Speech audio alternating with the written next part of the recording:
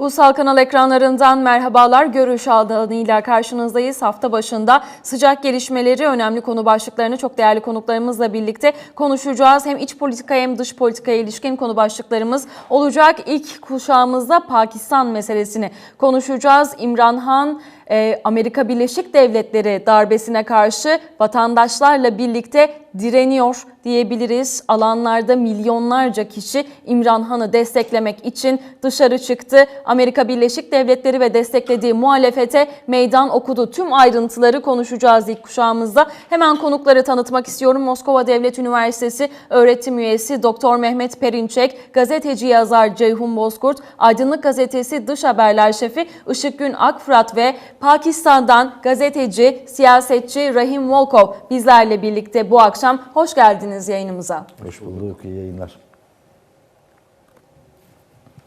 Evet, Sayın Volkov için çeviri konusunda da Sıla Özerçelik bu akşam bizlere yardımcı olacak. Pakistan'dan sıcak gelişmelerle başlamak istiyorum ben izninizle. O yüzden ilk Pakistan'a dönelim. Pakistan için bugün hareketli bir gündü. Sayın Volkov, tekrar hoş geldiniz Ulusal Kanal ekranlarına. Thank you for having me again. Şimdi bugün hareketli bir gündü dedik. Pakistan adeta ayakta. Vatandaşlar dışarı çıktı. Sadece Pakistan'da değil, pek çok ülkede vatandaşların eylemleri oldu İmran Han'ı desteklemek için ve bu sabah saatlerinden itibaren aslında İmran Han'ın konuşmaları dikkat çekiciydi. Millet Meclisi'nden istifa etti. Hemen sonrasında yeni Başbakan Şerif Şahbaz oldu ve bu süreç nasıl ilerleyecek? Son sıcak gelişmeler ve başlıklar neler? Öncelikle sabahtan itibaren yaşanan olayları sizden dinleyelim lütfen. Buyurun. It was a busy day for Pakistan. The new Prime Minister was announced. Imran Khan has resigned from the National Assembly. What were the highlights for today? Okay, sure. In my last talk, I said Imran Khan is very popular. He won the position çok popüler. He won the opposition in his last speech. He said don't let me to go to the street. If I go to the street, it will become very difficult. Eğer sokağa çıkarsam çok gerçekten zor olacak sizler için dedi İmran Khan. This happened today. It was forcefully removed. America was involved in removing him from. Bugün Amerika gerçekten işin içindeydi ve there are three major reasons why America didn't like him. Number one. Amerika neden sevmediğine dair 3 farklı Number one, he challenged America in all his speeches. He opposed NATO. He opposed bütün konuşmalarında NATO'ya karşıydı. Amerika'ya karşıydı. And he talked about Pakistan's sovereignty. He said there is nothing more important for us than our sovereignty and our dignity. And the second thing, he always opposed the westernization of America-Pakistani foreign policy. He said, Pakistan foreign policy should be neutral like India. Karşı olduğunu why they cannot threaten India? Why they're threatening Pakistan all the time? Because we have always been in the Western camp, and this is not good for Pakistan, and it's not good for the future of Pakistan. That's why he tried to neutralize it. Pakistan'ın geleceği için iyi olmadığını belirtti. Number three, just like Zulfikar Ali Bhutto had tried to continue the legacy of Zulfikar Ali Bhutto by uniting the Muslim world. You have seen, under his regime. İslam dünyasını birleştirmek için two times the OIC members gathered in Pakistan and they tried to talk about Muslim Ummah and the Muslim bloc to be united for their mutual interest. Müslümanların birliğinin önemini her zaman vurgulamaya devam ediyor. Özerçelik, şöyle yapalım, simultane şekilde değil de parça parça kısa konuşmalarla çeviriyi yapalım. Hem izleyicilerimize daha iyi iletmiş oluruz. Biz de stüdyodan daha net duymuş oluruz. Sayın Volkov da anladı mı beni bilmiyorum ama siz de bir iletin isterseniz. We're just going to do it bit by bit because I think that I might be having connection issues. It is going too fast from my ear set to the speed you're talking at. So we'll go bit by bit. Okay. No problem at all. So right now, the Shahbaz Sharif has become the Prime Minister of Pakistan, but he doesn't have the legitimacy. You have seen last night, 3.5 million people, according to the rough estimates, came to the streets. They were in the streets, in the major cities across Pakistan, and there have been protests in the foreign countries like Dubai, Saudi Arabia for the first time, Brisbane in Australia. In Spain, in Great Britain, and America even, the people protested in favor of Pakistan, in favor of Imran Khan, and they said this was a great conspiracy. Imran Khan became the victim of the American conspiracy. So we will not allow this, like ever. So now, like the people are united behind him. Like it seems that like the politicians, like the opposition leader, like Shahbaz Sharif, doesn't have legitimacy in this case. And the second thing is like he's also facing like 2 cases in the NAB court, like a National Accountability Court we have in Pakistan, of money laundering. So how could a criminal can become the Prime Minister of Pakistan? You know, this is the one of the major slogan among the supporters of Imran Khan.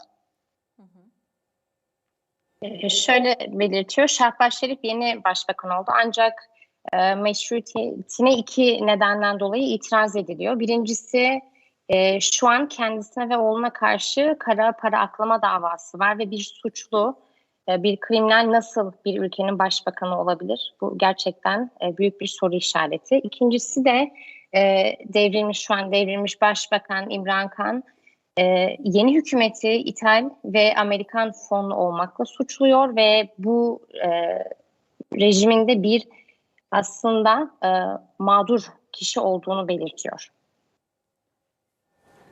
Like number third, like right now in the parliament, like they have choose Shahbaz Sharif, but it seems like he will not be able to rule like the Pakistan like in a very well because the government is very weak. They have just 84 seats in the parliament, and they are in coalition with People Party, which have just 56 seats. So this government is the weakest in the history of Pakistan, and it seems that like this government will be weakest, and we are facing a lot of issues in terms of economy, politics, and social polarization. So how we will handle these issues? Until and unless we have new elections in the country, there is not going to be a political solution for our country. So the new election must be held. This is what Imran Khan is stressing. Şöyle şu an İmran Khan şöyle söylüyor. Ülkede şu an ilk defa bu kadar derin kutuplaşma olduğu söz konusu. Ve aynı zamanda kendisi de 22 senelik bir siyasi politikanın mücadelesi içinde gerçekten çok zeki bir politikacı ve bu durumu nasıl idare edeceğini biliyor. Aynı zamanda şu an Pakistan'ın farklı sorunları varken ekonomik ve sosyal anlamda şu an tek çözüm bir seçime gitmek ve bu komplonun ve rejimin değişikliğinin kesinlikle var olması gerektiğini belirtiyor. Teşekkürler Sayın Volkov. Şimdi aslında bir diğer sorum da meydanlardaki protestolarla ilgili olacak. Gerçekten inanılmaz bir kalabalıkla karşı karşıya kaldık. Görüntüler Amerika Birleşik Devletleri ve destekçilerini ürkütecek nitelikteydi. Hem Pakistan'dan hem de sizin de biraz önce ifade ettiğiniz Dubai, Avustralya, hatta İngiltere gibi pek çok şehirden, ülkeden yapılan protestolar ve İmran Han'a destek eylemleri aslında. Vatandaşların yeni başbakanın seçilmesiyle birlikte tavrı ve İmran Han'a olan desteği ne durumda şu anda? Bu akşam yeniden eylemler devam edecek ve bundan sonra da devam edecek gibi gözüküyor. Sizce giderek artacak mı bu eylemler? Vatandaşın nabzı nasıl Pakistan'da? As you know, millions of people are out on the street protesting this current situation, and they're determined not to step back. Will Imran Khan continue to fight against the USA with his current determination? And what are how is the Western media reflecting this and reflecting on Sharif Shahbaz and his comments after being elected as prime minister? Let me tell you this, like Imran Khan said like 2 days ago, like in his parliamentary meeting, like we will resign from the parliament, we will go to the public. And we will ask the public to decide like what they want best for their country. Because my government was like became the victim of the American-led backed coup. He called it a coup d'etat, and he called the Shahbaz Sharif and other like opposition leaders as the American puppets or stooges, like who were involved in the greater conspiracy against him. And since the beginning, like since 2018, like this conspiracy didn't begin like just out of nowhere. It began in 2018 because the America understood like this guy is not going to listen to us because he doesn't have any bank account in the Western countries. He doesn't have any like properties outside the country. So we cannot blackmail him in a simple way. But unlike like him, the Shahbaz Sharif, you better know that like they have like their properties and money in the Western banks. So if they try to challenge America and the West, definitely their assets are going to be freeze. As we have seen recently in the case of Russia, all the billionaires, the assets of the all billionaires, Russian billionaires who were close to the Vladimir Putin were seized. So they know this example. Like if you try to talk against them, we will seize their assets. And right now, like you can see, like the BBC, let me tell you, they shared the report of BBC, like no one knows outside the Pakistan.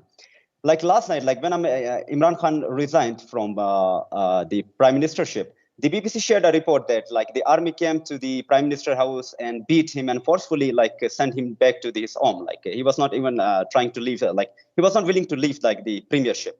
But it was very fake, and the army took huge like action against this news. And the BBC was like told like to pay the price for this. Like why they have like shared this kind of like fake news in order to further polarize our politics in Pakistan. Now, right now, the Western media, including like the Western mass, like mainstream media, like BBC, CNN, and Sky News, they're cheering up like the opposition leaders.